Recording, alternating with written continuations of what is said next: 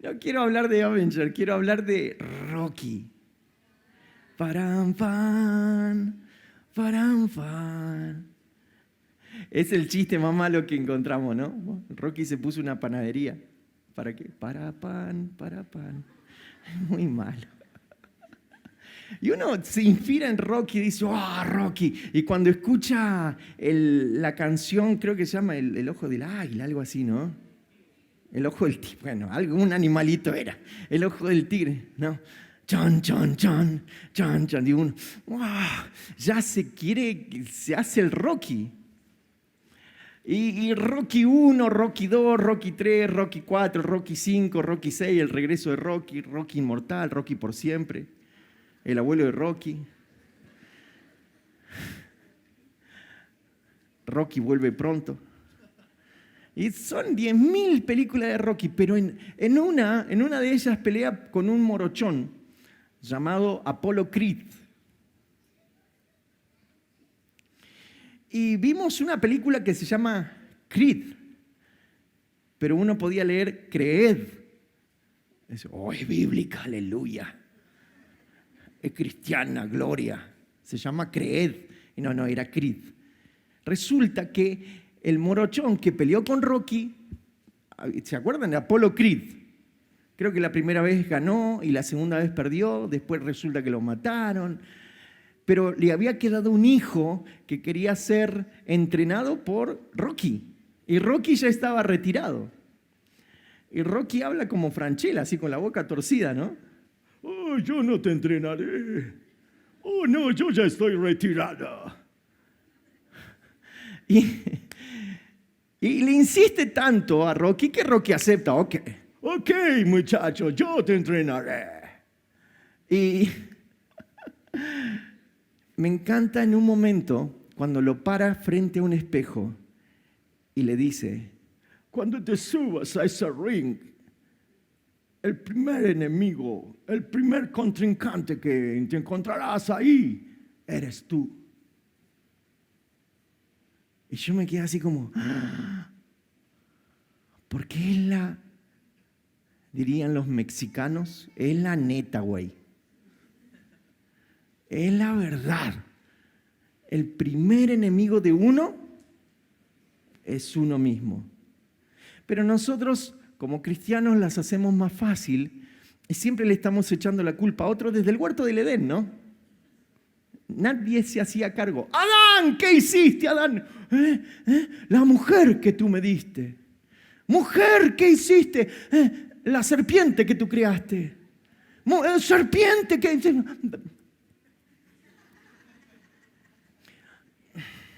Nadie se hace cargo de nada, entonces preferimos echarle la culpa al diablo, ¿no? El diablo me tiene a mal traer. El diablo que mete la cola. El diablo. ¿Escuchó a cristianos que hablan más del diablo que de Dios? ¿No? Como que el diablo, no, y el diablo, y el diablo. Como que todo el tiempo el diablo.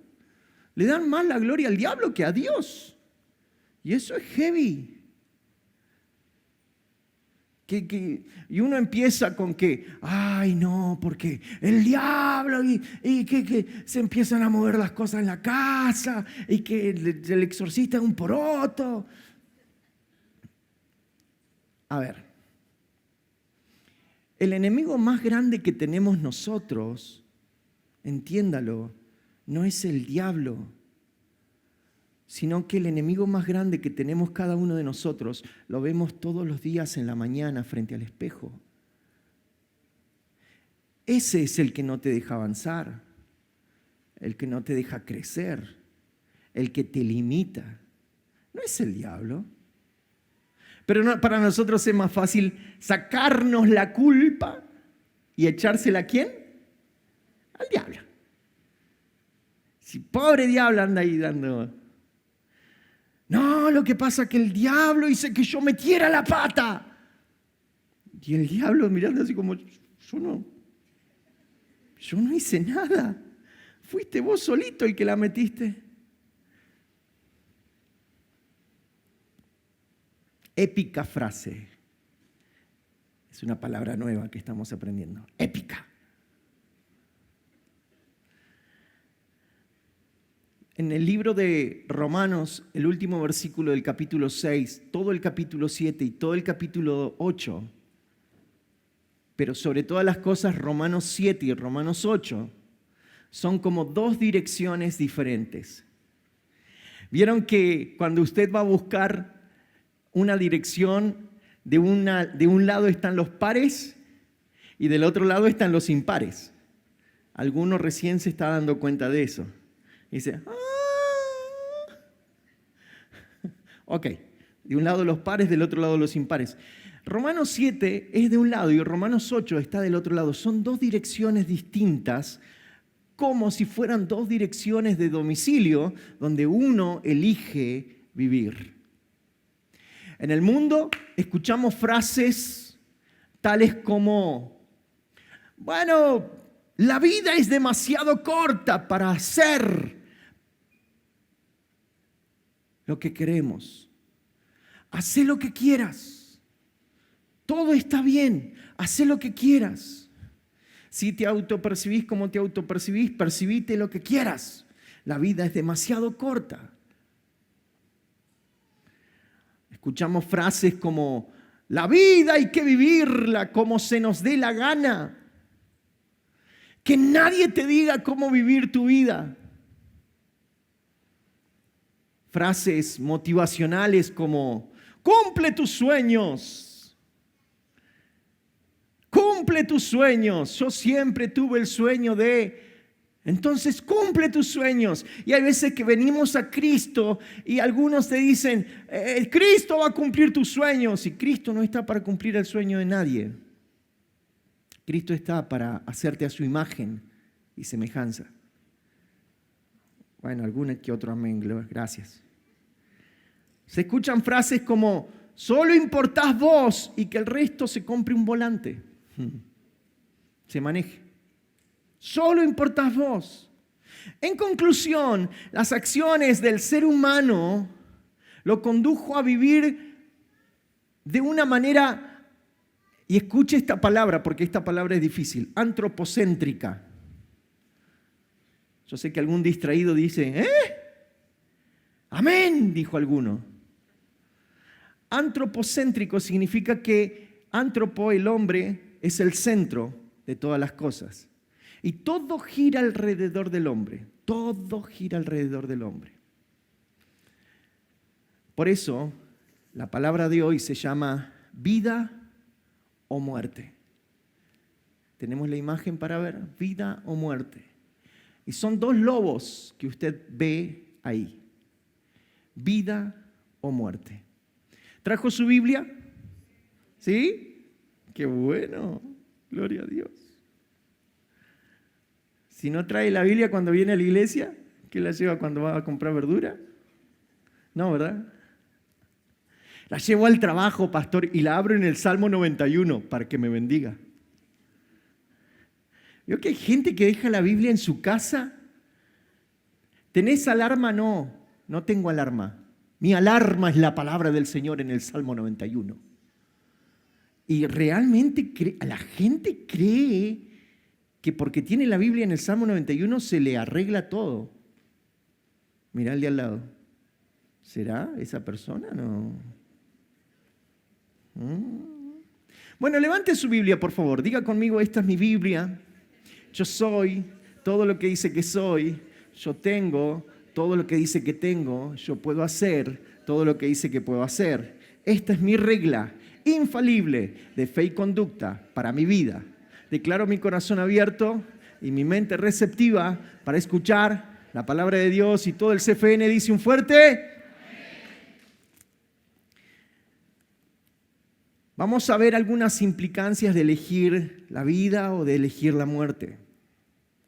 Dice el versículo 23 del capítulo 6 de Romanos.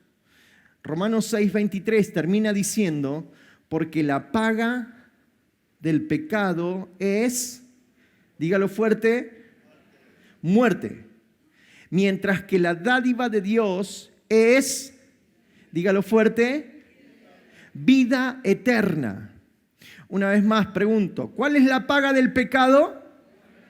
Dígalo fuerte. ¿Y cuál es la dádiva de Dios? Vida eterna en Cristo Jesús, nuestro Señor. Número 1, la eterna lucha entre la carne y el espíritu. ¿Qué necesito para mudarme a Romanos 8?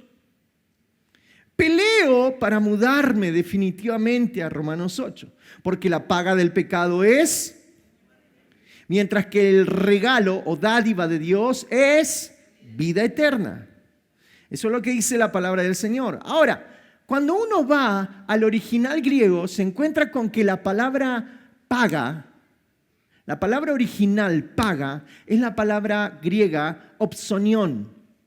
No importa si se la acuerda o no se la acuerda, solo para que lo sepa. Opsonión, que significa miserable sueldo de un soldado a riesgo de perder su propia vida. Miserable sueldo de un soldado a riesgo de perder su propia vida. Eso significa paga. También tenía otro significado que significa las raciones magras para un soldado, aún dándolo todo, tipo colimba. ¿Quién hizo la colimba acá? A ver, levante la mano. Yo sé que para algunos eso es hablar en lengua, pero para otros... ¿De qué está hablando, pastor? Eso era el servicio militar obligatorio de algún tiempo. Los que hicieron la colimba saben que lo tenían a mate cocido y a pan duro, si es que alcanzaban a comer pan. Y uno decía, a ver, yo estoy acá dando mi vida por la patria y me dan mate cocido y pan duro, si es que llego a alcanzar a comer pan. Eso es opsonión, eso es la paga. Es miserable. En un tiempo trabajé de seguridad y vigilancia en una empresa y me daban todo el uniforme de seguridad y vigilancia. Así que yo me ponía mi pantalón, me faltaba la cosita de sheriff acá. Porque uno veía y parecía policía, pero no. Y me mandaron a cuidar un lugar de una empresa petrolera. Esa empresa pagaba malísimo, la de seguridad y vigilancia, no la petrolera. De seguridad y vigilancia cobraba miseria, miseria. Supongamos que al día de hoy, por trabajar 12 horas, 6 días a la semana, cobraba al día de hoy unos 10,000 pesos aproximadamente. Al día de hoy estamos hablando. ¿Y eso qué significaba? Que yo tenía que cuidar ese predio y mi pregunta fue esta, ¿no? ¿Y si entra algún ladrón, qué hago? Porque no tenía pistola, no tenía una macana, se llama, ¿no? El chipote chillón de los policías. No tenía nada, no tenía una linterna, no tenía nada. Solamente tenía mi trajecito de seguridad y vigilancia. Yo, si llegan a entrar chorros acá, ¿qué hago? Claro, alguien con el deber de sus funciones diría, ¡alto ahí en nombre de la ley! Y otra gente más normal como yo diría, ¡ah!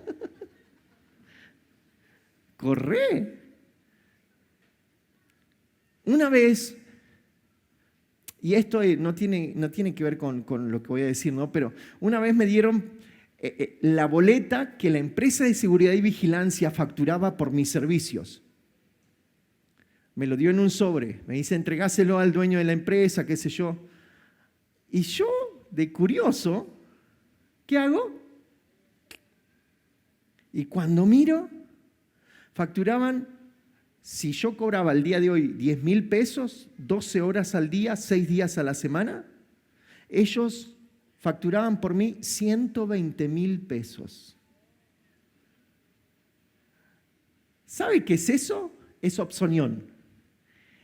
Es el miserable pago a riesgo de perder tu propia vida. Opsonión puede ser lo que cobren los policías hoy. lo que cobre prefectura, lo que cobre el ejército. A ver, ¿algún sueldo justificaría dar la vida? Y si es bajo, menos. Eso significa la paga. O sea que era la miseria que recibías, una ración magra que recibías, aún dándolo todo, pero de todos modos te lo ganaste. ¿Escuchaste? Te lo ganaste. ¿Cómo es eso? De todos modos es algo que te lo ganaste, porque no vale la pena. No vale la pena. La paga, el opsonión del pecado, ¿cuál es? La muerte. Esa es la paga. Ese es el miserable sueldo que uno recibe por pecar. Cuando uno peca, opsonión. Es una miseria, pero te lo ganaste. Contrario a eso, dice la palabra de Dios que más la dádiva, diga conmigo dádiva. La palabra dádiva en griego es la palabra charisma o charisma y significa regalo de pura gracia. Regalo de pura gracia. Y era usado cuando el rey llamaba a cualquiera de los soldados al que se le ocurriera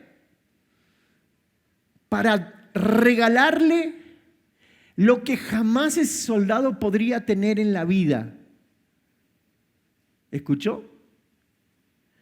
El rey pasaba por enfrente de la tropa de soldados y decía: vos, vení para acá. Te voy a regalar un campo de 10 hectáreas con una fábrica de aceite de oliva. Ese soldado jamás podría tener eso. Pero el rey se lo regalaba. ¿Por qué? Pregúnteme, ¿por qué? Vamos a hacerlo más canchero, dígame. ¿Por qué, pastor? Ya que me lo preguntan, les digo, porque al rey se le daba la gana. O sea que es algo que no te lo mereces, pero igual el rey quiere regalártelo.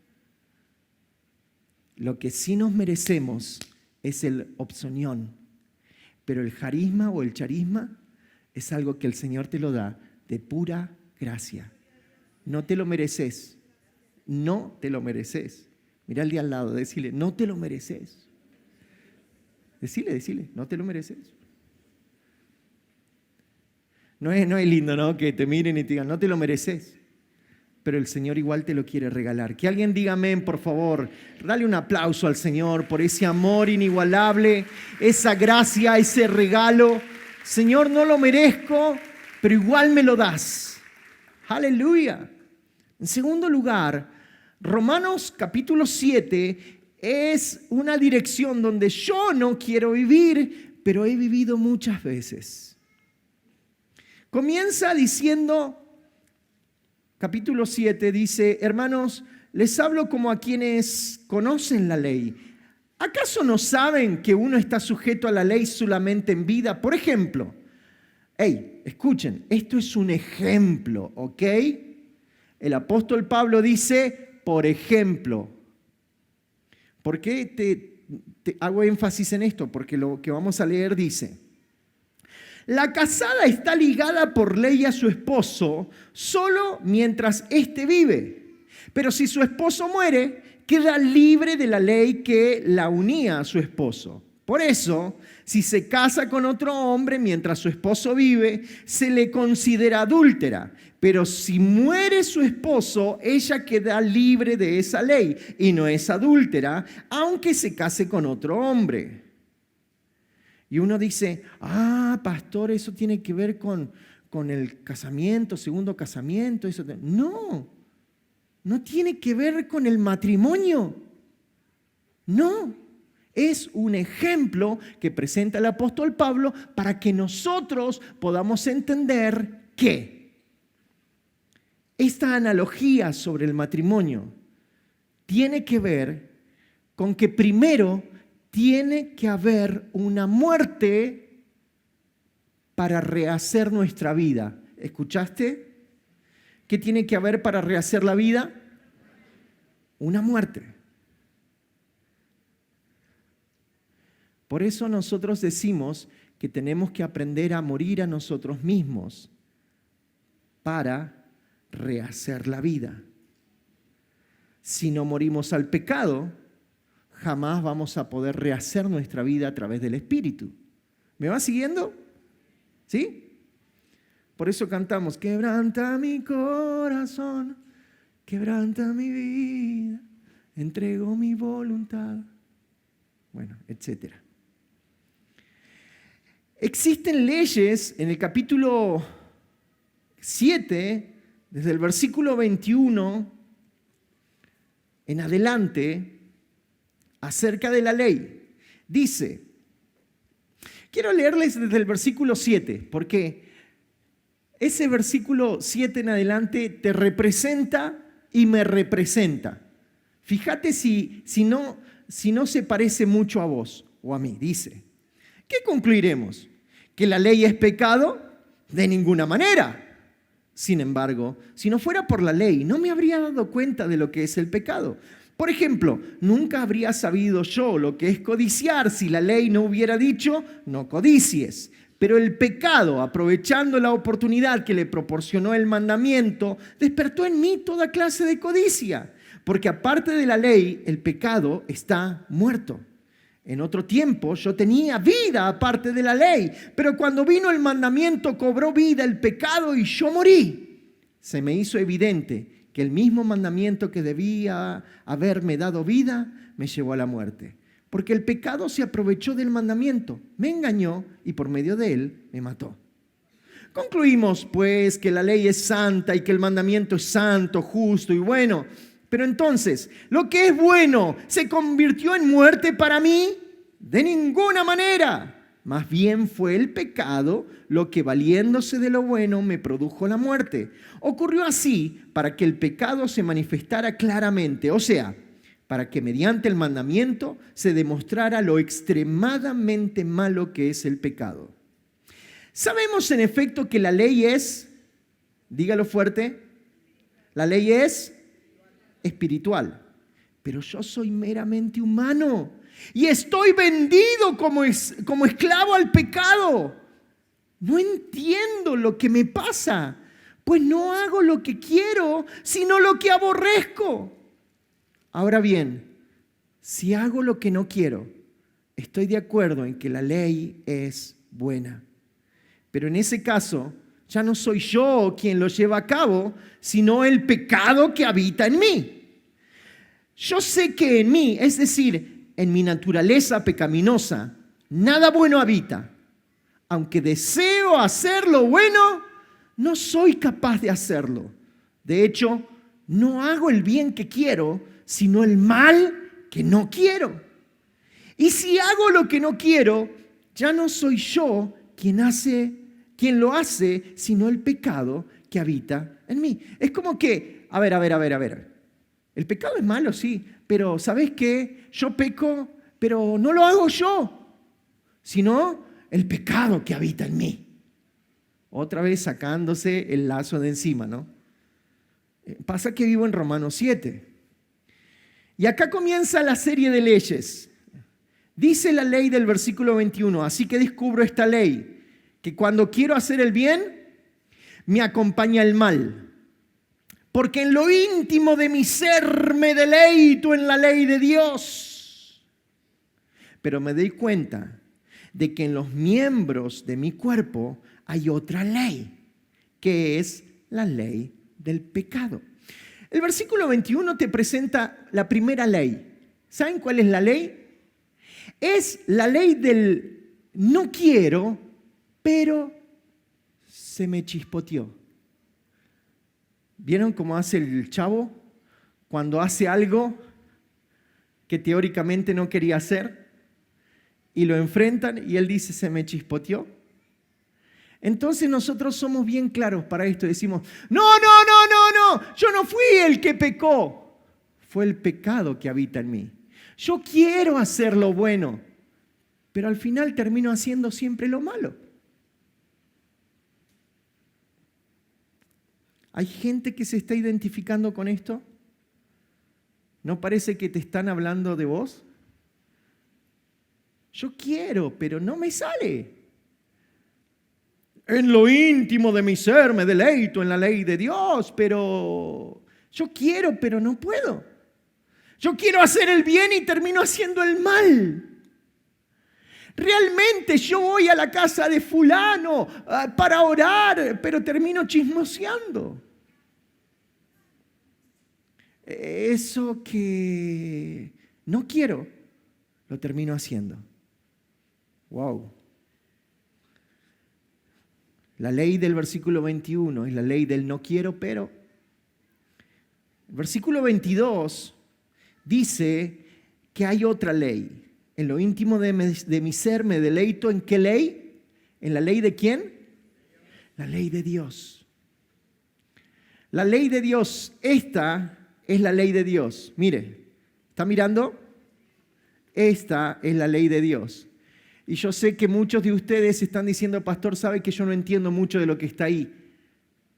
Y ese no es problema, hermano. No se preocupe por lo que no entiende. Preocúpese por lo que sí entiende. Y tiene que vivirlo. ¿Está ahí? Que alguien diga, ouch. Hay otra ley. Mira lo que dice.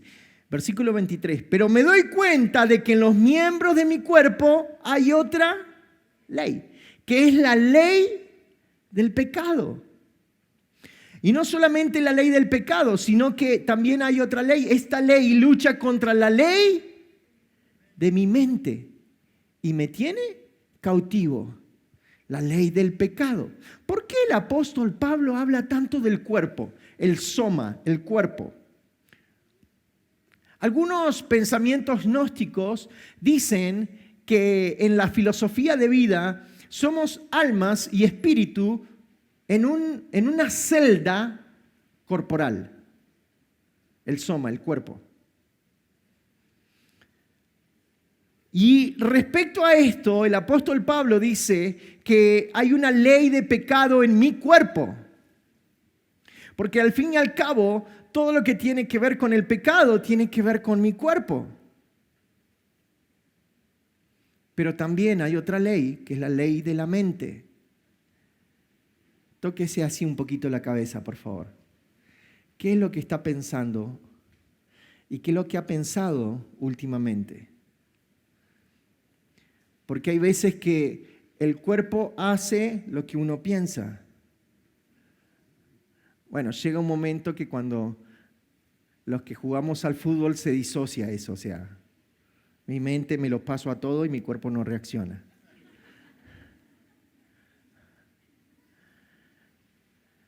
Depende de cómo usted piense, será como usted vive. ¿Me escuchó? De acuerdo a cómo usted piense, será como usted vive. La ley de la mente. En la ley de la mente está el, ay no, yo no puedo. Y tiene razón, usted no puede. Dios sí puede y usted no. Gracias por ese amén. De acuerdo a mi mente, yo jamás voy a alcanzar a hacer nada. Voy a morir pobre como mi abuelo y mi tatarabuelo y mi recontra remil abuelo. Todos pobres. Así voy a morir yo. Pobre, solo y chupado. ¿Por qué? Porque es lo que vos pensás. Porque es lo que te metieron de chiquitito. Vos no podés.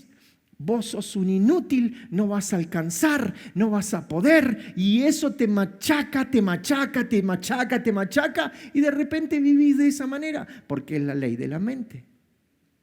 Y en la ley de la mente, nosotros lo que tenemos que meter en nuestra mente es la palabra del Señor en mi cabeza para poder vivir como el Señor quiere. Que alguien diga amén, por favor. Levanta un aplauso al Rey de Reyes. ¡Aleluya! ¿Alguna vez escuchamos: las leyes están para ser transgredidas, o toda ley está para ser rota? ¿No? ¿Para qué existen las leyes? Para romperlas. Pero la ley bíblica es para dirigirnos a Dios.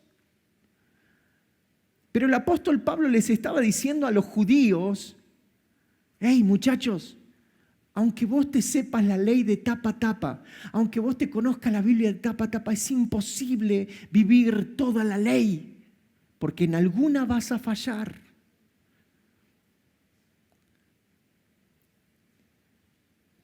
Es imposible vivir en la ley. Por eso vemos un ejemplo en Juan capítulo 8. De repente encuentran a una mujer y a un hombre en el acto mismo de adulterio, pero eso estaba todo arreglado, era todo una puesta en escena, y agarran a la mujer de los pelos y la llevan delante de Jesús y la tiran enfrente de Jesús, y Jesús estaba escribiendo en el piso. ¿Y qué hacemos? ¿Qué hacemos? La ley dice que hay que apedrearla. ¿La apedreamos? La apedreamos, todo el mundo tenía piedras en su mano. Y miren lo que son las cosas, ¿no? Porque en todo este movimiento feminista, todo en este movimiento de aborto y de todo lo que estamos viviendo hoy como sociedad, el primero en defender a una mujer fue Jesucristo. Y Jesús dijo: el que esté libre de pecado, que tire la primera piedra. Por eso mi pregunta es: ¿cuántos de nosotros, estando en ese lugar, en ese momento, hubiésemos podido tirar una piedra? ¿Me explico?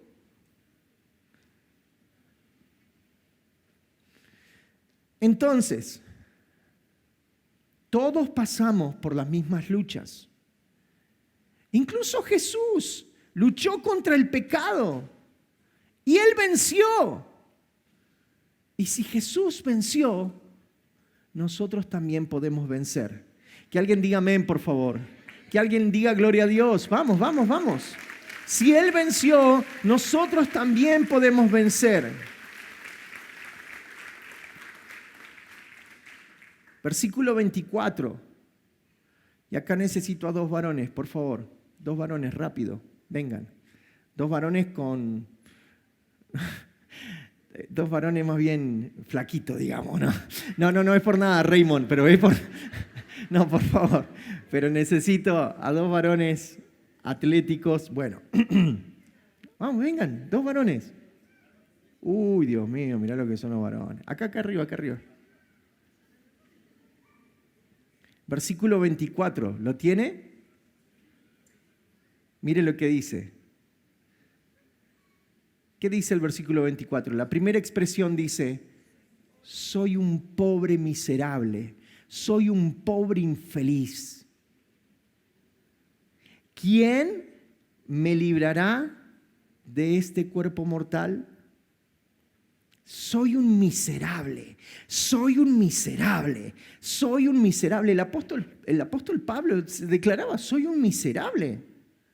Él mismo decía: yo soy un miserable. ¿Quién me librará de este cuerpo mortal o de este cuerpo que produce muerte? Y muchos eruditos bíblicos coinciden que los romanos eran expertos en castigar a la gente. De hecho, ellos inventaron muchas de las cosas que después se ve a lo largo de la historia, la manera de poder hacer doler a la gente, de poder maltratar el cuerpo. Y lo que hacían era, la costumbre romana, yo necesito que vos vengas acá, que vos te pongas de espaldas, que vos extiendas, se entrecrucen los brazos y lo levantes a Él, por favor. Sí. Hagamos de cuenta. No, pero lo tenés que, claro, lo tenés que mantener, sí.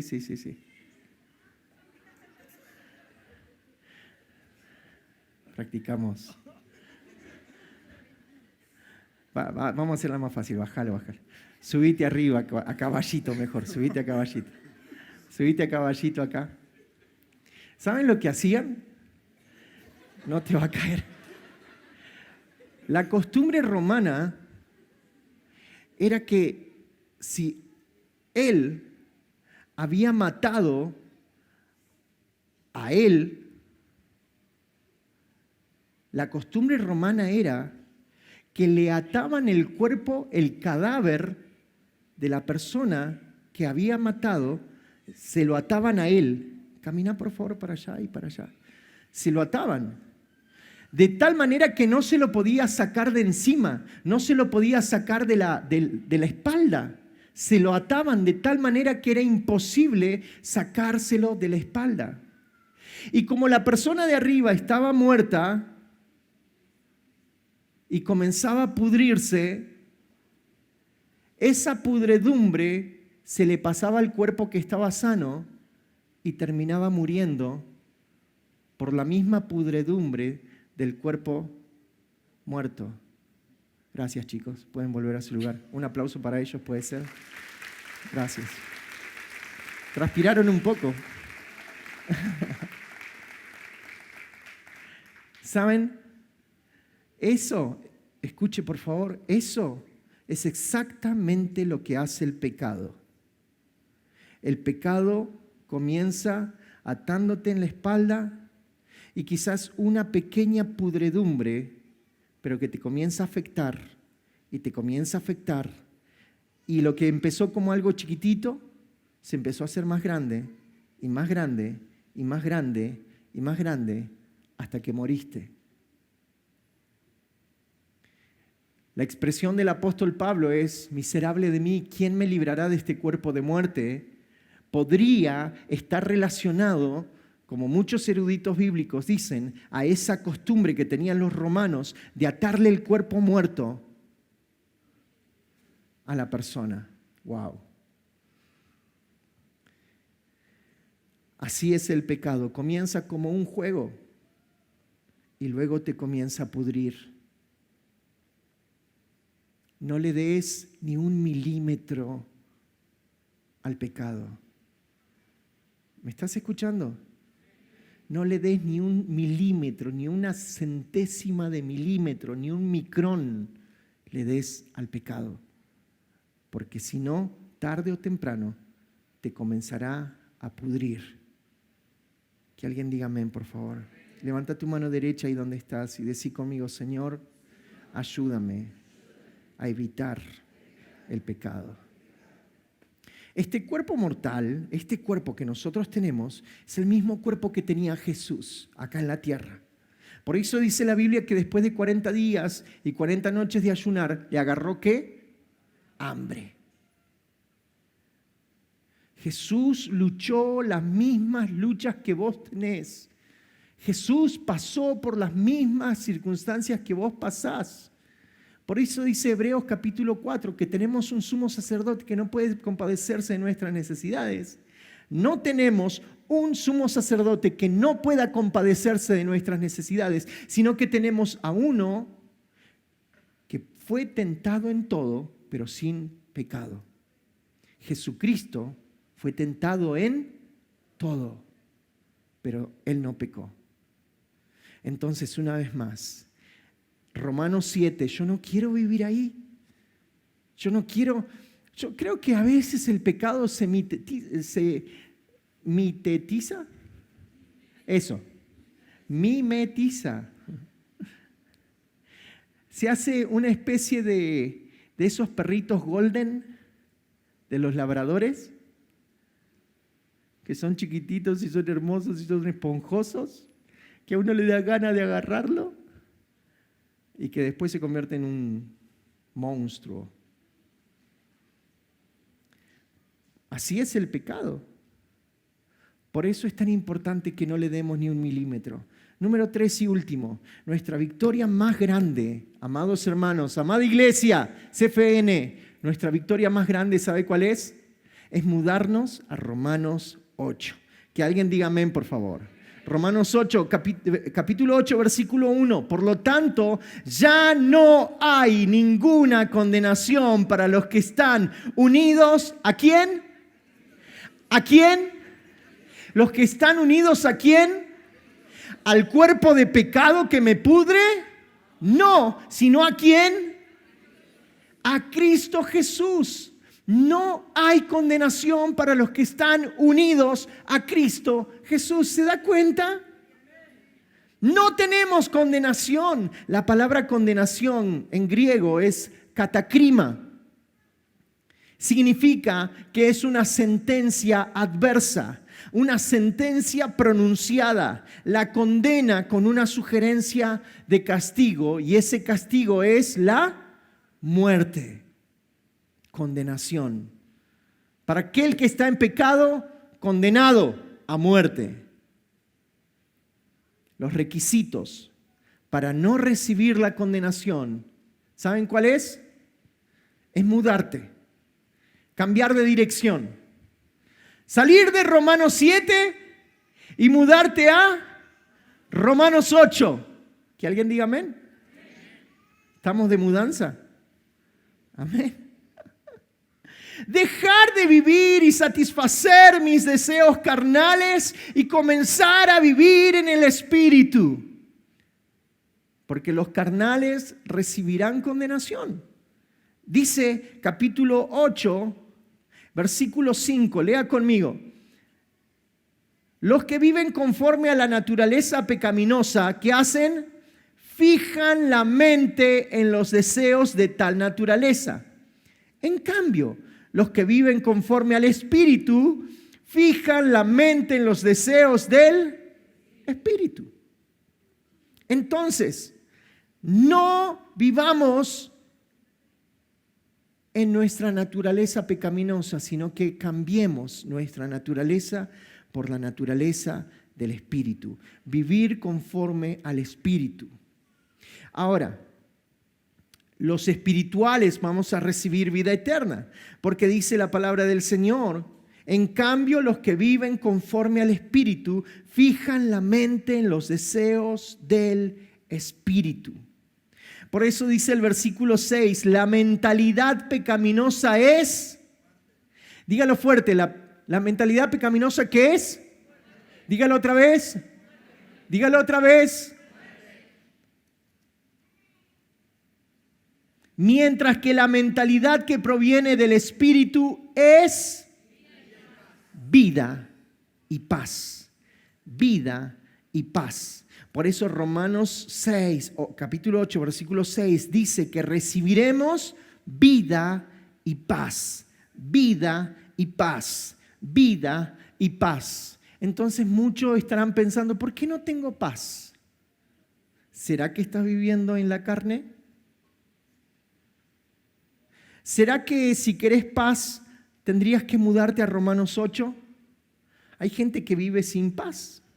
¿Por qué no tengo paz? Porque estás viviendo en Romanos 7. Múdate a Romanos 8 y vas a tener vida y vas a tener paz. Que alguien diga un amén más fuerte. Amén, sí Señor. Y eso es lo que yo quiero para mi vida.